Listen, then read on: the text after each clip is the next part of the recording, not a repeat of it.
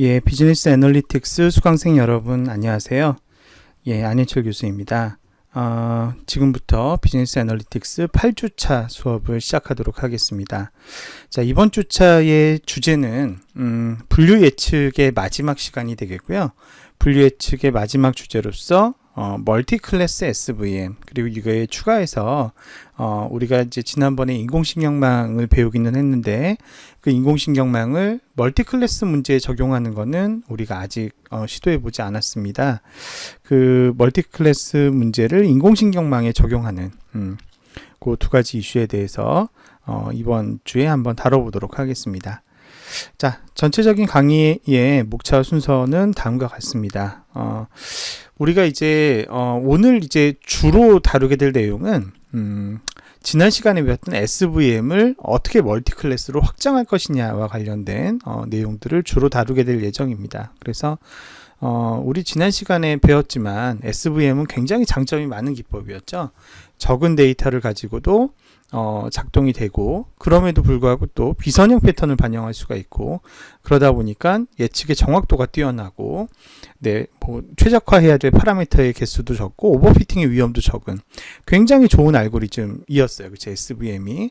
그런데 이제 SVM의 단점, 한계점이라고 한다면 수리적으로 복잡해서 이해하기 어렵다 이런 것도 말씀을 드리긴 했지만 일단 결정적으로 SVM은 두 집단을 나누는 거죠. 그렇죠? 하이퍼플레인을 찾아서 그 하이퍼플레인을 기점으로 빨간 점은 빨간 점끼리, 파란 점은 파란 점끼리 이렇게 두 개의 집단으로만 나눌 수 있게끔 애초부터 설계된 것이 SVM 방법론입니다. 그래서 원래 SVM의 또 이제 한 가지 단점이라고 한다면 멀티 클래스 클래시피케이션은 애초에 설계된 SVM으로는 구현할 수가 없다라는 것이 SVM의 원래 단점 중에 하나이죠.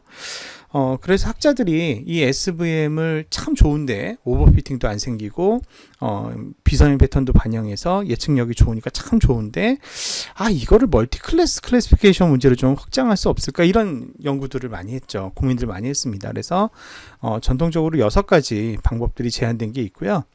여기에 하나 더 추가해서 우리 수업에서는 OPP라고 하는 기법을 이용을 해서 순서가 있는 멀티 클래스 클래시피케이션 문제에 있어서 더 적은 그런 연산으로도 더 효과적으로 W 문제를 수행할 수 있는 그런 형태의 멀티클래스 SVM 기법도 추가로 소개해 드리려고 합니다. 이렇게 총 7가지 기법에 대해서 살펴보게 될 예정입니다.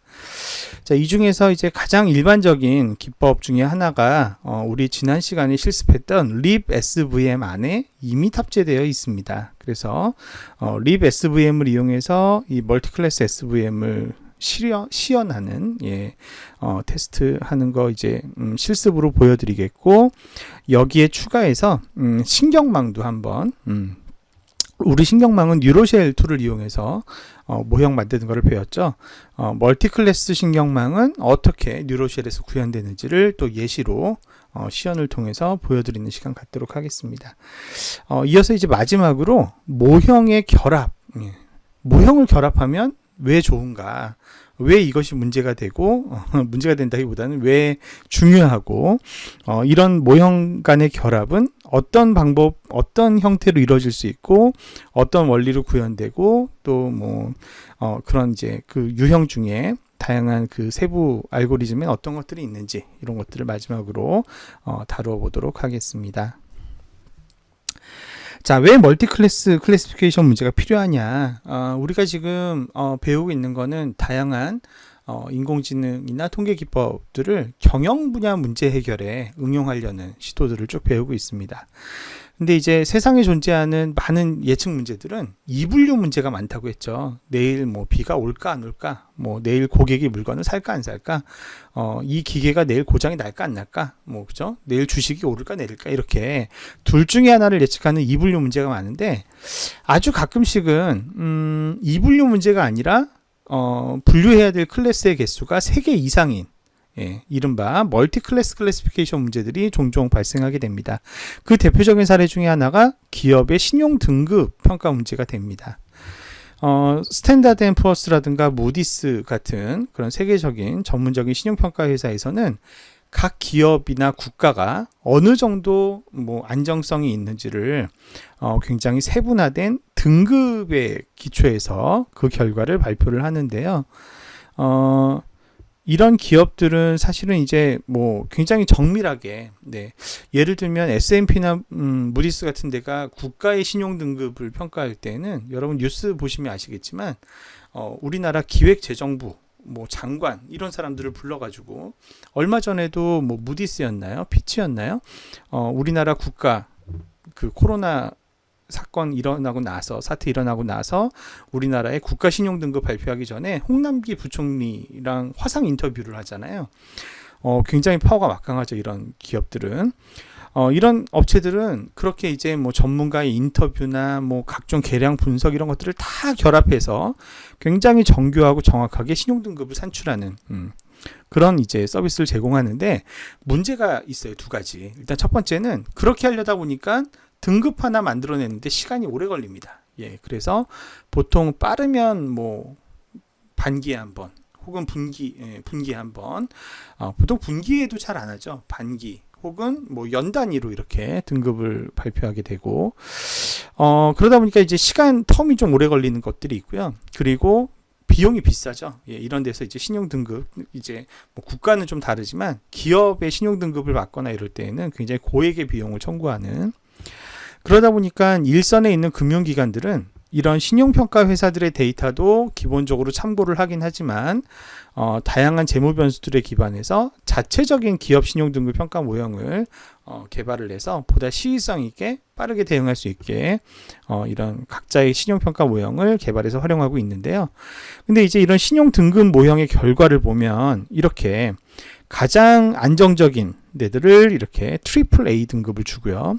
그 다음에는 더블 A, 그 다음에 싱글 A, 그 다음에 트리플 B, 그 다음에 더블 B, 싱글 B, 트리플 C, 더블 C, 싱글 C, D까지. 이렇게만 더해봐도 계산이 굉장히 많죠. 근데 이게 다가 아니에요. 심지어 여기에 플러스 마이너스 옵션도 줄 수 있어요. 그래서 더블 A 플러스, 뭐 더블 A 마이너스, 싱글 A 플러스, 싱글 A 마이너스 이런 식으로까지 다양한 변이가 있을 수 있어서 대략 이렇게 경우의 수를 따져보면 약 20개 등급까지도 나눠질 수 있는 이렇게 기업 신용 등급 평가의 결과물은 바이너리 클래시피케이션이 아니라 멀티 클래스 클래시피케이션이라는 거죠. 클래스의 개수가 3개 이상인. 이런 문제뿐만이 아니라 고객의 등급 예측도 마찬가지예요. 여러분 뭐 SK텔레콤이나 아니면은 뭐 KT, LG U+ 같은 통신회사들은 고객이 얼마나 통신 요금 많이 내느냐, 요금 많이 쓰느냐에 따라서 등급 나누죠. 뭐 VVIP 등급, 뭐 VIP 등급, 뭐 골드, 뭐 실버, 뭐 이런 브론즈 이런 식으로 등급이 쫙 나눠지잖아요. 근데 이제 보면 그 등급의 개수도 둘 중에 하나가 아니죠. 뭐 5등급이라든가 4등급이라든가 이렇게 그런 등급도 멀티 클래스 클래시피케이션 문제가 되는 거죠. 3개 이상의 등급으로 구분이 된다.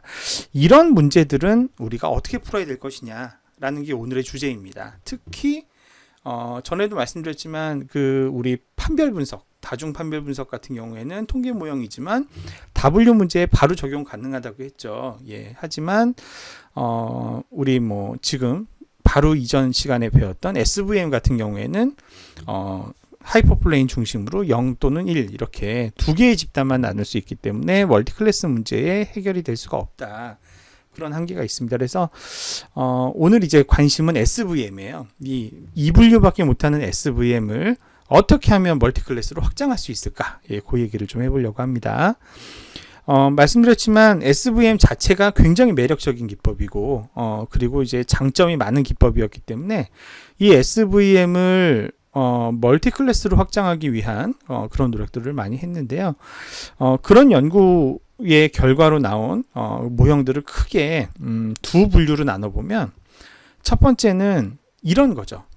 전통적인 SVM은 둘 중에 하나밖에 판단을 못 해주잖아요. 그러니까 둘 중에 하나만 구분하는 바이너리 클래시파이어를 만드는 겁니다. 이렇게 바이너리 클래시파이어를 만드는데 이거를 하나가 아니라 여러 개를 만들고 그것들을 적절하게 결합해서 결과적으로 멀티 클래스 클래시피케이션을 할 수 있게끔 만드는 방법. 그게 이제 첫 번째 부류가 되겠습니다. 첫 번째. 다수의 이분류 이분류 기라고 하겠습니다. 클래시파이어를 이분류 기라고 한다면 이분류 기를 다수게 만들어서 그것들을 결합해서 그 멀티 클래스 클래시피케이션을 구현하는 그런 유형이 첫 번째 유형이 되겠고요.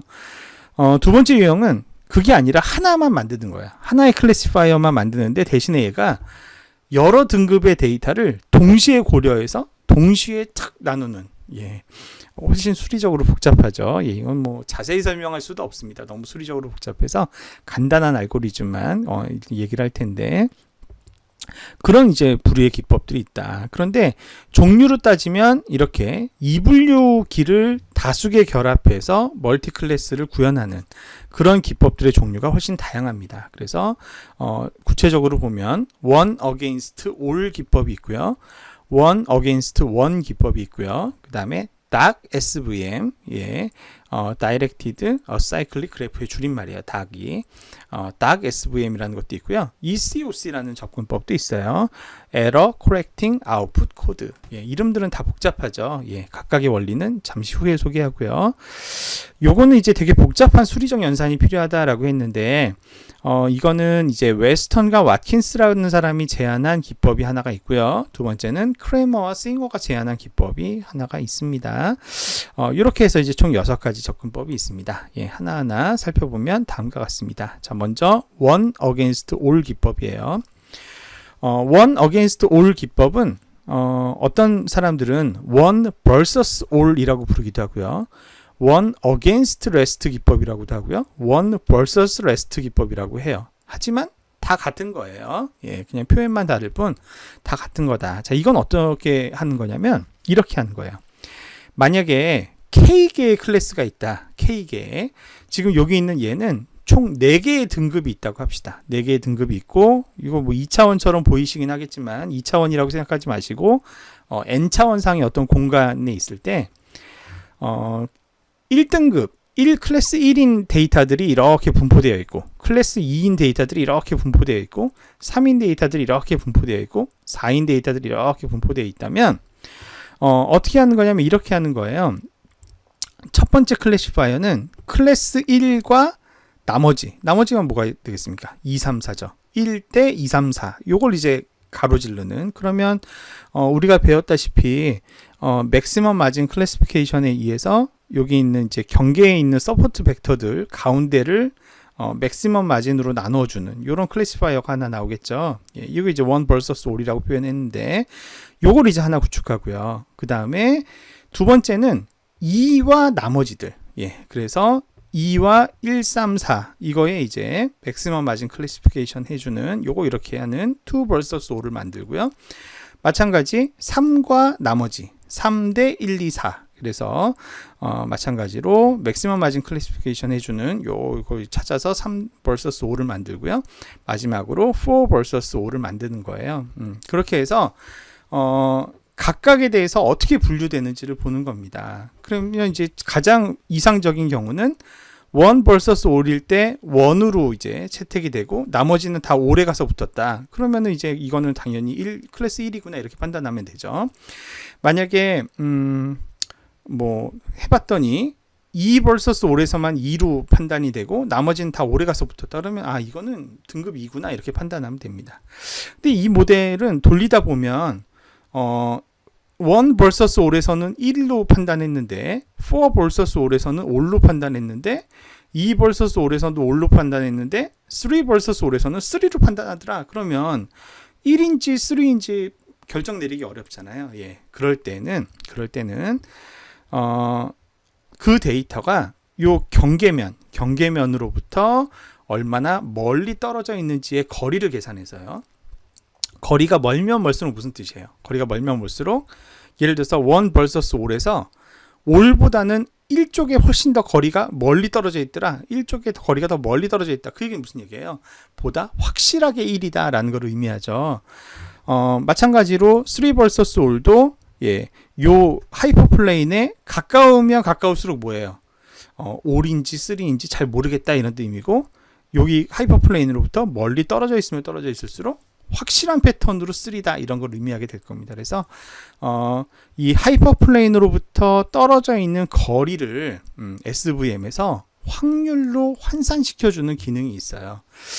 사실은 지난 시간에 우리가 lib SVM에서 그 부분은 실습을 따로 하지 않았는데, 여러분 그 SVM 빼기 train 이렇게 치면 다양한 옵션 값들이 쫙 뜨잖아요. 그 SVM train에서 줄 수 있는 그 옵션 중에 확률 추정 값을 계산할 수 있게 학습하는 그런 옵션이 있습니다. SVM predict에도 확률로 예측값을 뿌려달라라고 하는 옵션이 있었어요.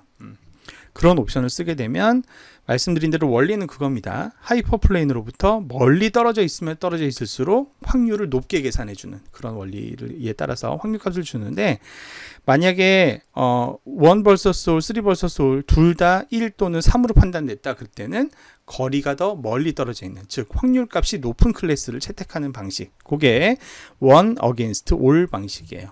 그래서 정리를 해보면 1 against all 방식은 K 클래시피케이션, K 클래스로 클래시피케이션을 해야 될 때 총 클래시파이어가 몇 개 필요해요? 그렇습니다. K개가 필요합니다. 왜냐하면 1대 나머지, 2대 나머지, 3대 나머지, 점점점 K대 나머지, 이렇게 K번 이거를 만들어야 되잖아요. 그래서 K개의 2분류기를 만들어서 K 클래스 클래시피케이션을 하는 방식, 요게 1 against all 방식이 되겠습니다. 자, 반면 1 against 1 방식은 all against all 이라고도 불리우고 1 vs 1 이라고도 불리우고 가끔씩은 pairwise classification 이라고도 불리우는 방식인데요. 자, 이거는 모든 경우의 수를 다 해보는 방식이에요. 예, 그러니까 바이너리 클래시파이어는 두 개의 클래스만 비교할 수 있잖아요. 그러니까 만약에 K개의 클래스가 있다면 K개를 쌍으로 만들 수 있는 모든 경우를 다 만들어서, 예, 그래서 그 경우에 해당되는 클래시파이어를 만드는데, 그걸 이제 우리가 확률에서는 컨비네이션을 쓸 수 있죠. K 컨비네이션 2개만큼. 그래서 K 컨비네이션 2는 K 곱하기 K-1 나누기 2가 되는데, 그만큼의 쌍만큼의 클래시파이어를 만들게 됩니다. 예를 들어서 4개의 클래스가 지금 있잖아요. 여기 같은 경우에. 그러면 이 4개 중에 2개씩 뽑아내는 모든 경우의 수는 한번 해봅시다. 1대 2, 그죠? 1대 3, 1대 4, 그죠? 예. 근데 2대 1, 이건 해야 돼요? 안 해야 돼요? 안 해야 되죠? 아까 1대 2 먼저 했잖아요. 1대 2나 2대 1이나 똑같은 거잖아요. 그래서 그건 안 해도 되죠. 그래서 1대 2, 1대 3, 1대 4. 그 다음에는 2대 3, 2대 4. 요거 두 개만 하면 되죠. 마지막으로 3대 1이나 3대 2 할 필요 있어요? 없죠. 왜냐면 1대 3이나 3대 1이나 2대 3이나 3대 1이나 3대 2나 똑같은 거잖아요. 그래서 마지막으로는 3대 4. 그러니까 계산해 보시면 1대 2 하나, 1대 3 하나, 둘, 1대 4 셋, 2대 3 넷, 2대 4 다섯, 마지막 3대 4 여섯, 이렇게 해서 총 6개의 클래시파이어를 만들면은 모든 경우를 한 번씩 다 해볼 수가 있는 거죠. 그죠? 그래서 보시면 1과 3 중에 너는 어디에 더 가깝니? 예, 뭐 계산하고 2와 3 중에는 어디에 가깝니? 1과 4 중에는 어디 가깝니? 3과 4 중에 어디 가깝지? 1과 2 중에는 어디 가깝니? 2와 4 중에 어디 가깝니? 해서 뭘 하는 거냐? 보팅을 하는 거예요. 보팅. 가장 표를 많이 받은 클래스가 뭐지? 봤더니 예를 들어서 4였다. 그러면 너는 4야. 이렇게 판단하는 거예요. 가장 표를 많이 받은 게 예를 들어서 3이었다. 그럼 너는 3등급. 이렇게 판단하는 거죠. 근데 이거 역시 뭐가 나올 수가 있어요. 운이 나쁘면 동점이 나올 수도 있겠죠. 예를 들면 2라고 판단한 거 3표, 3이라고 판단한 게 3표가 나와서 동률을 이뤘어요. 그럴 수는 없네요. 왜냐하면 1대 4나 이런 거는 전혀 엉뚱하니까. 만약에 뭐 예를 들면 막 어쩌다 보니까 아무튼 최고가 동률이 나왔다 칩시다. 예, 뭐 두 표 나왔거나 뭐 이렇게 해서 뭐 예, 그 동률이 나왔다. 그러면 이제 어떻게 하느냐? 마찬가지 확률을 계산해야 되는 거죠. 하이퍼플레인으로부터 얼마나 더 떨어진 확실한 답이 누가 더 많았냐를 보고 확률까지 고려해서 최종적으로 등급을 판단하는 방식, 요게 1 against 1 방식이에요. 1 against 1 방식은 앞에서 봤던 1 against all 방식에 비해서 어때요? 구축해야 되는 클래시파이어의 개수가 더 많아지죠. 그죠? 그래서 효율적이에요? 덜 효율적이에요? 앞에 거에 비하면 덜 효율적이죠. 예. 대신에 원 어게인스트 원은 실제 실증 분석을 해보면 일반적으로 원 어게인스트 올에 비해서 예측 정확도가 높게 나타나는 경향이 있습니다. 그래서 이게 이제 비록 클래시파이어는 더 많이 구축해야 되는 불편함은 있지만 예측 정확도가 많이 좋아지기 때문에 일반적으로 가장 많이 쓰이는 전통적인 멀티클래스 SVM 방법이 요 방법이에요. 요 방법 원 어게인스트 원이다. 우리가 이따가 립 SVM으로 실습도 하는 걸 보여드리게 될 텐데 립 SVM이 채택하고 있는 멀티클래스 SVM 기법도 요 방법입니다. 원 어게인스트 원을 채택하고 있다 이렇게 생각하시면 됩니다. 자, 그 다음에는 dark SVM이 있습니다. dark SVM. 자, dark SVM은 학습을 할 때는 똑같이 원 어게인스트 원처럼 몇 개죠? 그러면 K개의 클래스가 있을 때 K 컨비네이션 2개만큼 그러니까 K 곱하기 K-1 나누기 2에 해당되는 것만큼 구축을 해야 돼요. 그 얘기는 무슨 얘기냐면 모든 경우에 따라서 이 두 개씩 등급을 나누는 모든 경우에 따라서 다 해보는 겁니다. 다. 예, 다 해보는데 하지만 맨 마지막에 적용을 할 때는 이것들을 다 적용하지 않아요. 요 그래프에 따라서 움직이면서 결정을 하는 거예요. 그래서 이제 보세요. 예를 들어서 1과 4 중에 어디에 속하니? 이렇게 이제 물어보죠. 제일 처음에 물어보는 거는 1과 4 중에 어디에 속하니? 이렇게 물어봐요. 그러면 예를 들어서 1이 선택됐다. 그 얘기는 무슨 뜻이죠? 1이 선택되었다는 뜻이기도 하지만 일단은 확실하게 4는 아니야 이런 뜻이잖아요. 그러면 not 4로 오는 겁니다. 이렇게.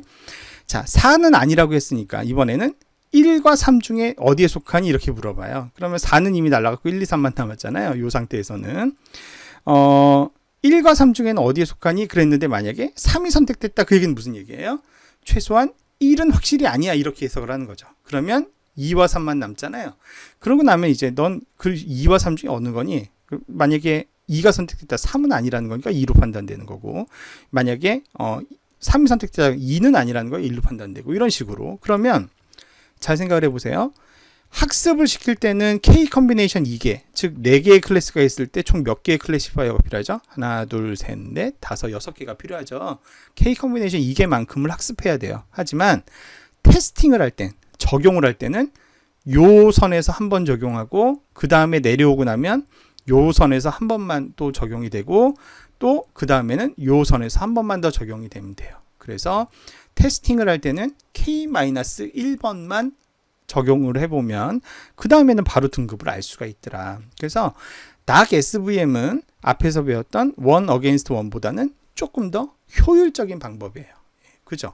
학습은 전혀 효율적이지 않은데 똑같이 학습하는 건 맞는데 적용을 할 때는 다 따져보지 않잖아요. 그죠? 예, 훨씬 횟수를 줄여서 적용할 수 있기 때문에 좀 더 효율적인 면이 있고 예측의 정확도도 일반적으로 dark SVM이 one against one에 비해서 많이 떨어지지 않아요. 그래서 그런 점에서는 장점이 있는 그런 기법이 되겠습니다. 자, 그 다음에 이제 ECOC라는 기법이 있습니다. 야, 이거는 이제 또 굉장히 흥미로운 기법 중에 하나인데요. 자, 이거는 둘 중에 하나가 아니라 4개의 클래스가 있으면 기본적으로 멀티 클래스 SVM은 둘 중에 그냥 일반적인 SVM은 2분류밖에 못 하잖아요. 그러면 이 4개의 등급을 이렇게 둘로 나눌 수 있는, 둘로 분리시킬 수 있는 모든 경우의 수를 다 따져본 거예요. 그러면 자, 1과 2, 3, 4 이렇게 나눠볼 수 있죠. 4개의 클래스를 전부 다 1과 2, 3, 4 이렇게 나눠볼 수도 있고 그 다음에 2와 1, 3, 4 이렇게 나눠볼 수도 있고 3과 1, 2, 4 이렇게 나눠볼 수도 있고 4대 1, 2, 3 이렇게 나눌 수도 있을 겁니다. 그죠? 이렇게 일단 4가지의 경우의 수가 있을 수 있고 그 다음에 1, 2대 3, 4 이렇게 나눠볼 수 있고 1, 3대 2, 4 이렇게 나눌 수 있고 1, 4대 2, 3 이렇게 나눌 수 있죠. 또 다른 경우의 수가 있나요? 왼쪽이 3개, 오른쪽이 1개 이것도 생각해 볼 수 있지만 그거는 생각할 필요가 없죠. 왜냐하면 여기 이렇게 3개 대 1개의 경우의 수를 모두 다 따졌잖아요. 예, 그래서 1, 2, 3, 4가 있을 때 이 1, 2, 3, 4를 2개로 이렇게 그룹화해서 나눌 수 있는 모든 경우의 수는 지금 보시는 요 7가지가 전부인 겁니다. 그런데 여기 이제 괄호를 보시면 왼쪽이 1, 오른쪽이 0 이렇게 돼 있어요. 그러니까 요게 정답이면 1, 왼쪽이 정답이면 1, 오른쪽이 정답이면 0이 정답이라는 거예요. 0. 자, 그런데 그러면 우리가 만약에 정답이 클래스 1이라고 합시다. 클래스 1. 그러면 1이 정답이 되려면 1이 정답이면 1대 2, 3, 4 요 클래시파이어를 적용했을 때는 정확한 값이 출력 값이 뭐가 나와야 되죠? 예, 클래스 1이니까 왼쪽에 있잖아요. 왼쪽은 왼쪽인 경우가 1이잖아요. 그러니까 요 결과값은 1이 나와야 되는 거예요. 그죠? 클래스 1이 왼쪽에 있으니까 2대 1, 3, 4 여기서는 클래스 1이 왼쪽에 있어요? 오른쪽에 있어요? 오른쪽에 있죠? 오른쪽에 있으면 정답이 뭐가 나와야 돼요? 0입니다. 그래서 그런 식으로 클래스 1에 대한 정답표를 만들어 보는 겁니다. 여기 정답표. 그러면 1대 2, 3, 4에서는 1이 나와야 되고 2대 1, 3, 4에서는 0이 나와야 되죠. 1이 오른쪽에 있으니까 3대 1, 2, 4에서도 오른쪽에 있으니까 0이 나와야 됩니다. 4대 1, 2, 3에서도 1이 오른쪽에 있으니까 0이 나와야 되겠죠. 1, 2대 3, 4에서는 어떻습니까? 1이 왼쪽에 있으니까 1이 나와야지 정답이죠. 1, 3대 2, 4도 1이 왼쪽에 있으니까 1이 나와야 정답이에요. 1, 4대 2, 3에서는 1이 왼쪽에 있으니까 1이 나와야 정답이죠. 그래서 클래스 1이 만약에 클래스 1에 해당되는 데이터라면 정답, 기대하는 정답은 이렇게 각각의 이제 데이터를 넣었을 때 100, 0111 이렇게 나와야지 정답이 되는 거예요. 클래스 1에 대한 정답. 마찬가지로 클래스 2의 정답표를 찾아보면 클래스 2는 지금 첫 번째에서 오른쪽에 있죠. 0이 나와야 돼요. 여기서는 왼쪽에 있으니까 1이 나와야 되고 여기서는 오른쪽에 있으니까 0이 나와야 되고 오른쪽에 있으니까 0이 나와야 되고 2가 왼쪽에 있죠. 1이 나와야 되고 왼쪽에 있으니까 오른쪽에 있죠. 2는. 그러니까 0이 나와야 되고 이것도 오른쪽에 있으니까 0이 나와야 돼서 클래스 2에 대한 정답은 010, 0100 이게 정답이에요. 클래스 3, 4 안 해보겠습니다. 여러분들 해보시면 다 아실 수 있죠. 3은 왼쪽에 있으니까 0 오른쪽에 있으니까 0 오른쪽에 있으니까 0 이번에 왼쪽에 있으니까 1 다시 오른쪽에 있으니까 0 3 오른쪽에 있으니까 0 예, 왼쪽에 있으니까 1 오른쪽에 있으니까 0 이렇게 해서 정답을 찾는 거죠. 자, 이렇게 해서 클래스 1, 2, 3, 4에 대한 정답을 다 찾은 다음에 그러면 이제 새로운 데이터가 들어왔다. 그러면 이제 각각에 대해서 답이 어떻게 나오는지를 착해볼 거 아니에요. 만약에 이렇게 나왔다 칩시다. 이렇게 예제인데요. 어떤 언노운 데이터를 딱 넣었더니 1대 2, 3, 4에서는 1이 나왔어요. 그 얘기는 2, 3, 4 중에 하나라는 거죠. 그죠? 1대 미안해요. 1이네요. 1. 예, 1이면 왼쪽이죠. 예. 1대 2, 3, 4에서 1이 나왔다는 얘기는 1등급으로 판단했다는 얘기죠. 그리고 2대 1, 3, 4에서는 0이 나왔어요. 이건 이제 오른쪽 1, 3, 4 중에 하나라고 판단한 거고 3대 1, 2, 4에서는 3이라고 얘가 생각했네요. 예. 4대 1, 2, 3에서는 1, 2, 3 중에 하나일 거라고 생각했고 1, 2대 3, 4에서는 여기 3, 4 중에 하나일 거라고 생각했고 1, 3대 2, 4에서는 1이라고 생각했고 예, 1, 4대 2, 3에서는 0이라고 판단했어요. 자, 지금 보면 1, 0, 1, 0, 0, 1, 0 이렇게 나왔는데 요거랑 똑같은 게 있나요, 없나요? 예, 완전히 똑같은 거는 없어요. 예, 그래서 뭘 해봐야 되냐 이제는 이 이그젠플로 나온 이 결과값이 클래스 1과 제일 가까운지 클래스 2와 제일 가까운지 클래스 3과 제일 가까운지 클래스 4와 제일 가까운지에 뭘 재야 돼요? 거리를 재야 돼요. 예, 거리를 재야 되는데 지금 이들의 값들은 다 0 또는 1로만 되어 있잖아요. 이렇게 0 또는 1로만 벡터가 되어 있을 때 두 벡터 간의 거리는 해밍 디스턴스라는 걸 가지고 계산할 수 있어요. 해밍 디스턴스는 원리가 되게 간단합니다. 어떻게 하는 거냐면 요 두 개가 서로 같은 값이면 거리가 0이에요. 똑같으니까 거리가 0이죠. 그런데 이 두 개를 비교해 봤더니 서로 다르다. 그러면 그때 거리를 1씩만 더해 주는 거예요. 1씩. 자, 그러면 클래스 1과 이그젠플 사이의 거리 계산해 봅시다. 1, 1 똑같아요. 거리 0이에요. 0, 0 똑같아요. 거리 0이에요. 0, 1 이제 다르네요. 1 늘어났어요. 0, 0 똑같고요. 1, 0 다르네요. 또 늘어났어요. 1, 1 똑같고 1, 0 달라요. 그러니까 클래스 1과 이그젠플 사이의 해밍 디스턴스는 총 몇이죠? 3이죠. 3. 여기서 하나 다르고 여기서 하나 다르고 여기서 하나 달라서 총 3만큼의 거리가 있어요. 자, 클래스 2와 이그젠플 사이의 거리 계산해 볼게요. 자, 0, 1 달라요. 1, 0 다르네요. 0, 1 또 달라요. 예, 벌써 거리가 3입니다. 0, 0 똑같아요. 1, 0 다르죠? 0, 1 달라요. 0, 0 똑같아요. 거리를 계산해 보니까 5, 5가 나왔어요. 클래스 3과 이그젠플 간의 거리를 재보겠습니다. 0, 1 다르네요. 0, 0 똑같아요. 1, 1 똑같아요. 0, 0 똑같아요. 0, 0 똑같아요. 1, 1 똑같아요. 0, 0 똑같아요. 클래스 3과 이그젠플 사이의 거리는 1밖에 안 돼요. 그죠? 나머지는 다 똑같아요. 1이고 클래스 4와 이그젠플 사이의 거리는 0, 1 다르죠? 0, 0 똑같아요. 0, 1 또 다르네요. 1, 0 달라요. 0, 0 똑같고 0, 1 다르고 1, 0 달라요. 그래서 거리가 5가 됩니다. 자, 해밍 디스턴스를 계산해 보니까 클래스 1하고는 3만큼 차이가 났고 클래스 2하고 클래스 4는 5만큼 차이가 났는데 클래스 3하고는 1밖에 차이가 안 나더라. 그러니까 누가 제일 가까워요? 클래스 3가 제일 가깝죠. 그러니까 요 이그젠플은 클래스 몇일 것이다? 3일 것이다. 이렇게 판단하는 방식이 에러 코렉팅 아웃풋 코딩 방식이에요. 네. 굉장히 뭐 그럴듯하죠. 예, 정답표를 만들고 정답표와 얼마나 거리가 가까운지를 본 다음에 그걸 통해서 클래스를 판단하는 방식이 ECOC 방식이에요. 그럴듯은 한데 이따 뭐 실증 분석 결과 좀 나중에 보여드리겠지만 생각보다 성능이 좋지는 않아요. 이 기법이 복잡하기만 한 그런 단점은 있어요. 자, 요렇게 다양한 이분류기를 여러 개를 만들어서 그거를 이렇게 결합하는 방식이 있는가 하면 또 다른 접근법은 이런 그림처럼, 자, 이거 보시는 것처럼 1과 2와 3과 4 집단이 있다면 이 가운데를 동시에 맥시멈 마진 클래시피케이션 해주는 그런 어떤 하이퍼 플레인을 만들 수 없을까? 라는 거에 도전하는 방식이 두 번째 접근법인데요. 요런 이제 접근을 시도한 학자가 웨스턴과 와킨스가 접근한 방법도 있었고 크레머와 싱어가 접근한 방법도 있었어요. 근데 이 사람들 다 수학자들이에요.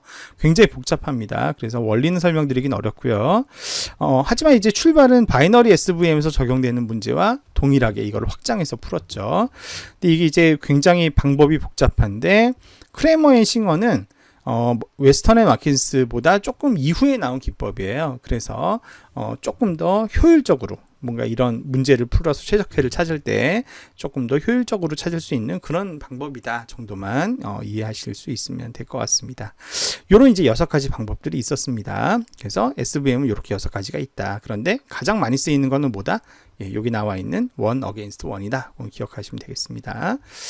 자, 그런데 방금까지 소개했던 이 6가지 기법들은 사실은 순서가 없어도, 그러니까는 이렇게 멀티 클래스 클래시피케이션이지만 굳이 이제 그 클래스들 간에 우열이나 순서가 정해져 있지 않아도 적용이 가능한 그런 기법들인데요.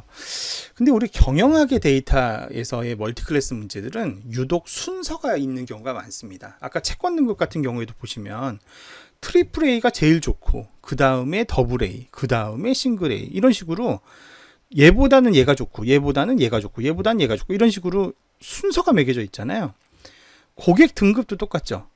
마케팅에서 쓰는 고객 등급도 VVIP가 제일 좋고 그 다음에 VIP, 그 다음에 다이아몬드, 그 다음에 골드, 그 다음에 실버, 이런 식으로 등급 간에 순서가 정해져 있는 경우가 많다 이거죠. 그런데 이렇게 순서가 정해져 있는 데이터의 경우에는 그 순서 정보를 활용하면 보다 효율적이면서도 보다 예측 정확도는 높아지는 그런 어떤 방법을 구현할 수 있다라는 게 이 권 et al. 이 사람들이 1998년도에 제안을 한 방법이 있어요. 그게 바로 OPP라고 하는 접근법인데 이분들은 어떻게 접근을 했냐면, 자, 인공신경망의 경우에는 사실은 인공신경망도 이제 우리가 지난 시간에 배웠던 거는 둘 중에 하나를 예측하는 바이너리 클래시피케이션 하는 거를 예로 들어서 만들었잖아요. 그때는 출력층의 노드의 개수가 몇 개였죠? 하나였죠. 그죠? 하나. 그래서 0 또는 1로 학습을 시켜서 0에서 1 사이의 값이 마지막 출력층의 노드 하나로부터 나오게 되면 그 값이 0.5보다 크면 1로 판단하고 0.5보다 작으면 0으로 판단해서 그렇게 이제 바이너리 클래시파이어를 신경망으로 구현하는 거를 배웠어요. 그런데 멀티 클래스 클래시피케이션은 그렇게 하지 않고 예를 들어서 클래스가 총 4개가 있다. 그러면 출력층의 노드를 4개로 만드는 겁니다. 이렇게 4개로 만들어서 만약에 등급 1이다. 그러면 1, 0, 0, 0 이렇게 출력시키고요. 등급 2가 정답이다. 그러면 0, 1, 0, 0 이렇게 출력시키고요.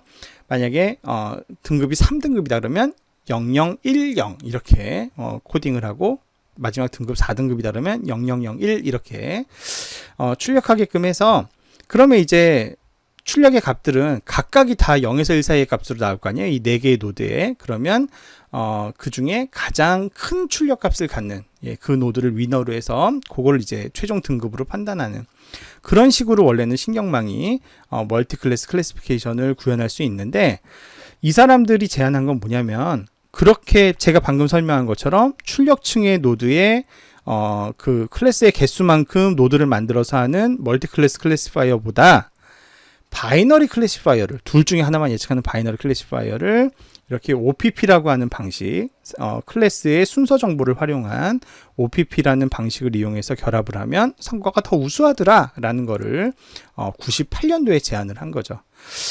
근데 이때는 사실은 신경망의 경우에는 굳이 이렇게 안 해도 되는데 예측 정확도를 높이려고 이 방법을 썼단 말이에요. 근데 제가 곰곰이 생각을 해보니까 SVM은 사실은 바이너리 클래시피케이션 밖에 안 되는, 그죠?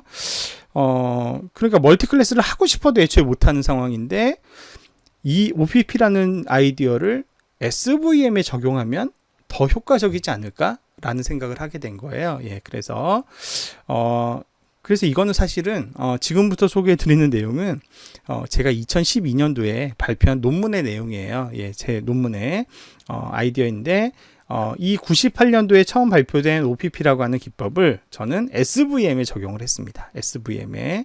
그래서 이분류만 할 수 있는 SVM을 OPP로 확장하겠다라는 거죠. 그렇게 하면 아까도 보셨지만 여러분, 전통적인 방법에서 여러 개의 바이너리 클래시파이어를 결합해서 멀티 클래스 클래시피케이션을 수행하려면 최소 K개의 클래시파이어가 필요했잖아요. 그죠? 최소. 그죠? 근데 성능을 높이려면은 K 컨비네이션 2개만큼 굉장히 많은 수의 클래시파이어를 학습시켜야 했잖아요. 근데 여기서 제안하는 이 순서 정보를 활용한 멀티 클래스 SVM은 K개의 클래스가 있다면 K-1번만 학습하면 돼요. K-1개의 바이너리 클래시파이어만 학습하면 되는데, 놀라운 거는 예측 정확도가 더 좋아진다는 거예요. 성능은 더 좋아진다. 조금만 학습해도 성능은 더 좋다. 왜 그러냐면 오더 정보를 활용하기 때문에, 순서 정보를 활용하기 때문이죠. 이유는 이따 설명드리고, 이 오디날 멀티클래스 SVM에는 크게 4가지 타입이 있을 수가 있습니다. 이 2개의 차원, 그러니까 2x2 결합해서 총 4개의 방식이 있을 수 있는데요. 먼저 데이터들을 어떻게 2개로 쪼개느냐를 one against the next와 one against followers, 이 2개의 유형으로 나눌 수가 있고요.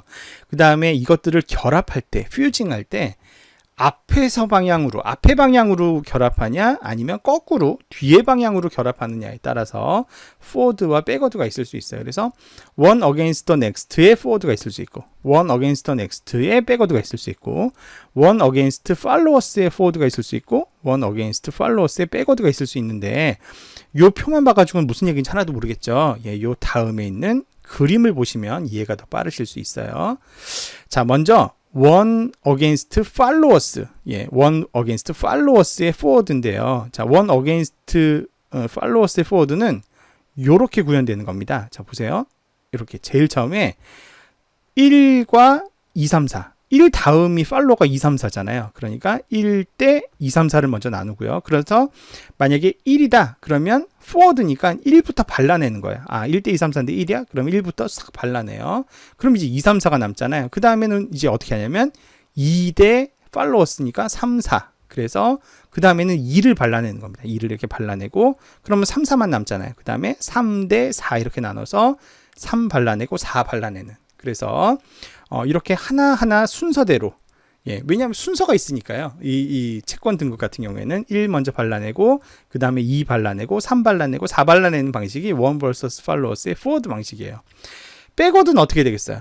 똑같죠. 그런데 backward니까 4부터 발라내는 거예요. 그래서 4대 1, 2, 3 해서 4를 먼저 발라내고요.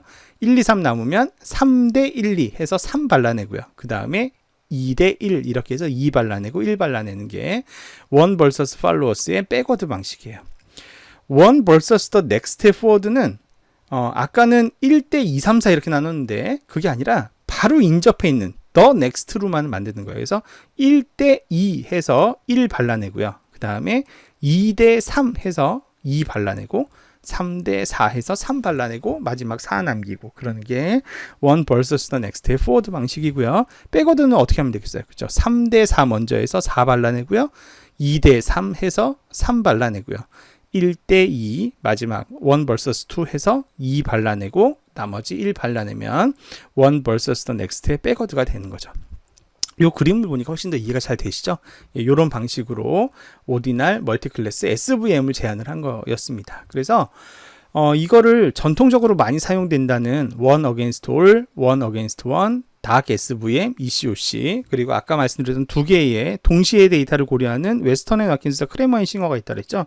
이 두 가지 다 돌려보고 이제 결과를 비교해 봤는데 학습용 데이터는 학습에 쓰인 데이터니까 특별히 의미가 없고요. 검증용 데이터에 대한 결과만 봅시다. 그러면 이 데이터에서는 one against one 역시 예상대로 꽤 높은 정확도. 근데 이거보다 dark SVM이 조금 더 높은. 그래서 얘네들은 굉장히 성능이 좋다고 제가 말씀드렸죠. 이렇게 두 개가 제일 높은 결과를 보여줬는데 하지만 이제 OPP를 적용해서 자 요거는 근데 이제 OPP를 적용한 신경망이에요. 예, 신경망에서는 67.05% 그러니까 뭐 67.05면은 뭐 물론 좋은 성능이긴 합니다만 one against one이나 dark SVM에도 못 미치는 예측 정확도인데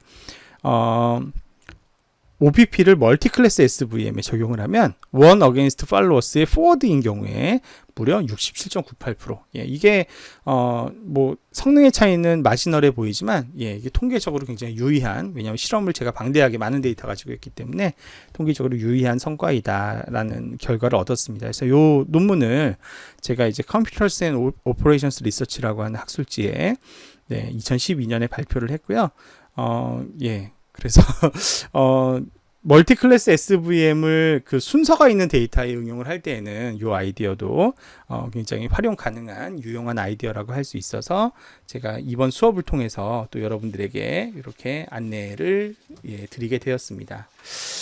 자, 이렇게 해서 제가 원리를 쭉 말씀을 드렸어요. 오늘 내용은 근데 어떻습니까? 조금 어려운 부분도 없잖아 있죠.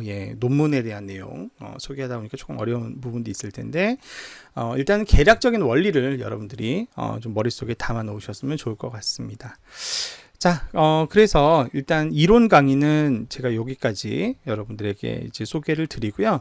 요 다음부터 이제 실습을 해야 될 텐데 우리 2강에서 제가 일단 뉴로쉘 툴을 이용을 해서 우리 W 인공신경망 구축하는 건 한 번도 안 해봤잖아요.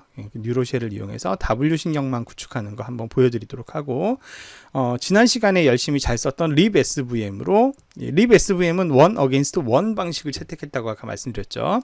이 one against one 방식의 멀티클래스 SVM 하는 거 예시 한번 쭉 보여드리도록 하겠습니다.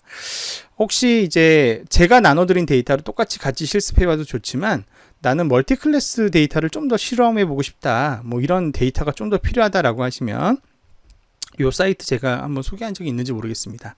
여러분 그 UC 얼바인이라고 하는 대학에서 머신러닝 리파지토리라고 하는 홈페이지를 운영합니다. 여기에 가면 비단 멀티클래스 클래시피케이션 데이터뿐만이 아니라 바이너리 클래시피케이션을 위한 데이터들도 무료로 공개되어 있는 것들이 많이 있어요. 그래서 이 사이트에 가셔서 멀티클래스 클래시피케이션으로 이렇게 체크하면 거기에 해당되는 데이터만 조회할 수 있습니다. 그래서 그런 데이터들 내려받기 하셔서 이렇게 프로그램에 불러들이셔가지고 실습을 해보시면 또 멀티클래스와 관련된 다양한 데이터도 확보할 수가 있다. 뿐만 아니라 뭐 바이너리 클래시피케이션 데이터도 다양하게 확보할 수 있다는 말씀을 드리겠습니다. 그러면 이론 수업은 여기까지 하고요. 실습은 이따 2강에서 그리고 이제 뭐 뒤에 있는 모형간 결합에 대한 얘기도 2강에서 여러분들에게 소개해 드리는 것으로 하겠습니다. 자, 그러면 이번 8주차의 첫 번째 동영상 강의는 여기서 마무리하고 이따 두 번째 강의에서 뵙도록 할게요. 수고하셨습니다.